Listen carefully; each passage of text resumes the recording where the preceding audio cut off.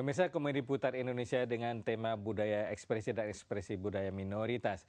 Sebelum Mas Imam dan Mas Slamet melanjutkan perdebatan kita, ini ada telepon masuk. Halo, selamat malam. Selamat malam. Dari mana, dengan siapa? Dari Ibu Iis di Pasar Minggu. Ibu Iis di Pasar Minggu, silakan Bu Iis. Ini Pak, saya mau komentarin aja tuh masalah film itu. Itu kan masalah filmnya menyangkut gay gitu. Itu kan nggak sesuai dengan kebudayaan kita. Kita kan orang timur, Pak. Nah, kalau bisa ya menayangkan film itu yang sesuai dengan kebudayaan kita. Nah, maksud saya pemerintah itu harus lebih tegas lagi dalam memasang rambu-rambu itu. Ini kan udah yang ke-9 kali. Nah, baru ketahuan sekarang ini. Itu kan karena ada internet. Nah, kita punya anak, Pak, punya cucu. Apa kita mau anak-anak kita meniru hal yang kayak gitu? Kita kan juga nggak mau anak-anak kita meniru hal-hal yang kayak gitu. Sekarang Bapak sendiri deh tuh, Bapak Sojo. Bapak punya anak, kalau nanti punya cucu, mau nggak anaknya seperti itu? Tentunya tidak kan. Nah, makanya saya bilang harusnya lebih tegas lagi di dalam memasang rambu-rambu itu, gitu loh, Pak. Itu aja, Pak. Ya, terima kasih.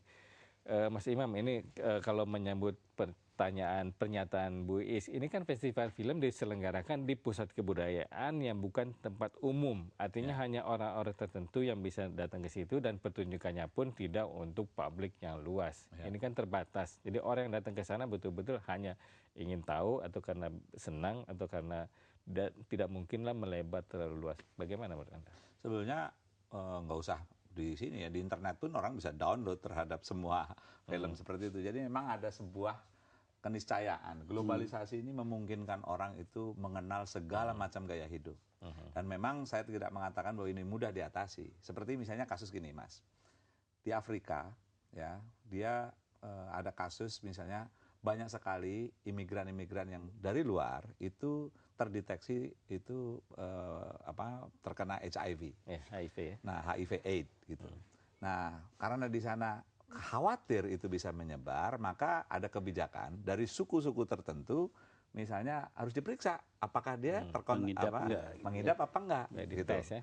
Nah, kalau karena kekhawatiran itu. Nah, tapi pada saat itu policy itu diterapkan, maka mengganggu, sama aja kayak di sini diperiksa keperawanan gitu kan. Akan menimbulkan, loh, aku harus diperiksa nih dari mentang-mentang saya dari luar negeri gitu. Nah, di Amerika pernah juga terjadi pada saat seorang pasien yang terkena HIV gara-gara dokter giginya itu mengidap penyakit itu dan menulari pasiennya. Nah, akhirnya ada gagasan kalau begitu seluruh dokter gigi harus diperiksa dulu apakah dia mengidap HIV apa tidak gitu. Wah, terjadi reaksi lagi loh. Ini mengganggu individual right. Nah, problemnya adalah communal right, ya, masyarakat umum, atau kalau dalam kasus Afrika adalah masyarakat komunal itu, mana yang harus didahulukan, atau hak komunal ataukah hak individu. Saya tidak mengatakan bahwa saya punya jawaban, memang susah jawabannya di situ. Nah, ini sama juga dengan Ibu tadi. Ada ekspresi apapun lah, bahwa itu entah terbatas entah tidak gitu kan. Problemnya adalah boleh nggak orang itu mengekspresikan bahwa ini loh aku punya sexual orientation yang berbeda. Nah, kalau komunal mengatakan misalnya, ya saya punya hak untuk melindungi dong, jangan don't tell gitu kan. Mas Slamet, ini ada beberapa sutradara muda yang membuat film tentang gay atau tidak itu, dan ada ditayangkan kabarnya dalam festival film itu. Nah, pertanyaan tadi Bu Iis, apakah pemerintah berhak nih melarang orang membuat karya apapun, baik sesuai dengan norma-norma komunal masyarakat maupun tidak?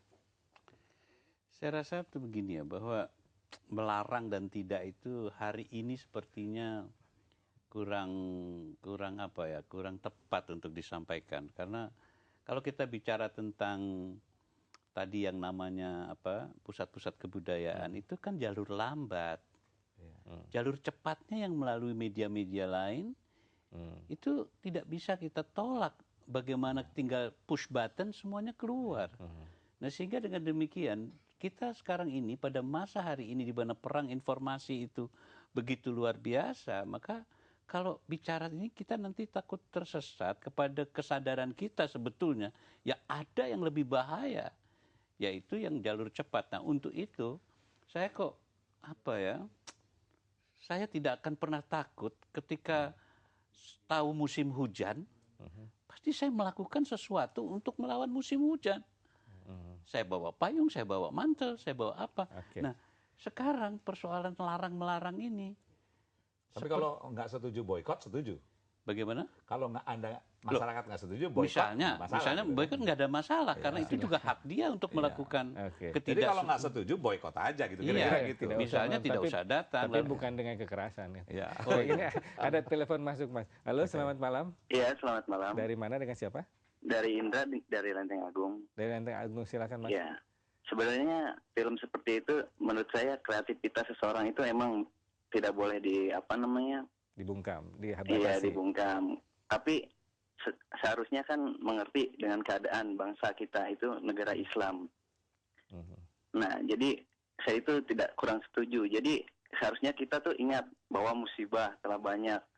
Sebenarnya itu ciri-ciri kiamat juga, Pak. Iya. Ya, seperti itu aja, Pak. Baik, Mas Indra, terima kasih. Ya, silakan lanjutnya tadi. Ya, jadi menurut saya bahwa di sini kita ditantang untuk meningkatkan kualitas, ya kan? Baik secara intelektual atau secara religi, bahwa sesungguhnya keniscayaan yang disebut oleh Mas Imam tadi tidak bisa kita hindari lagi, bahwa mereka itu memang datang tak diundang itu. Tapi yang menarik ya, Mas, kayak di Amerika yang saya tahu ya, itu film-film yang rasis itu melanggar undang-undang dasar. Dinyatakan gitu. Walaupun itu kebebasan berekspresi. Jadi jangan coba-coba membuat film rasis, gitu. Nah, di Indonesia sensitivitasnya ternyata beda, gitu. Jadi buat film yang hantu nakut-nakutin gitu kan, itu juga merusak anak-anak juga kan. Kekerasan yang mau bunuh-bunuhan itu di negara-negara barat itu, wah jangan sampai ini dilihat sama anak-anak. Di sini ditayangkan bebas gitu. Tapi kan itu ada LSF, Mas, tanggung jawab dari lembaga sensor film. Nah, justru itu. Nah, sekarang problemnya kalau itu seperti itu bisa dibatasi, kenapa hal-hal hanya sekedar yang ini yang dibatasi gitu? Rokok misalnya, orang tahu rokok itu berbahaya. Di negara lain itu nggak boleh diiklankan. Di Republik ini diiklankan, padahal tahu bahwa itu berbahaya gitu. Jadi walaupun banyak hal yang nggak ngerti saya dari Republiknya Mas Slamet ini. Baik, selanjutnya ada telepon masuk, Mas. Halo, selamat malam, dari mana? Halo, Pak, dari Sabar, Bekasi, Pak. Pak Sabar dari Bekasi, silakan, Pak. Ya, saya gini aja. Kita kan negara yang berketuhanan tuh lah. Berketuhanan. Tadi orang ngomong Islam, tapi di situ enggak sih. Multi agama ya. Di situ ketuhanan kan udah menyebutkan bahwa negara kita menjunjung tinggi nilai-nilai ketuhanan. Saya yakin lah, hal-hal yang kurang baik, kurang berkenan harusnya perlu ditinjau lah.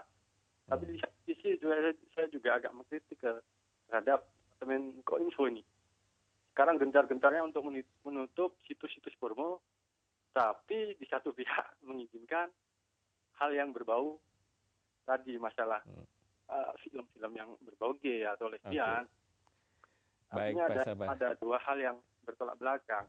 Konsistensi pemerintah di sini harus kita pertanyakan, karena sebagai pengawas lah terhadap. Tapi diperdebatkan kan nggak apa-apa kan? Baik, Pak Justru Sabar. di sini tempatnya kita berdebat gitu. Kalau tidak setuju kan?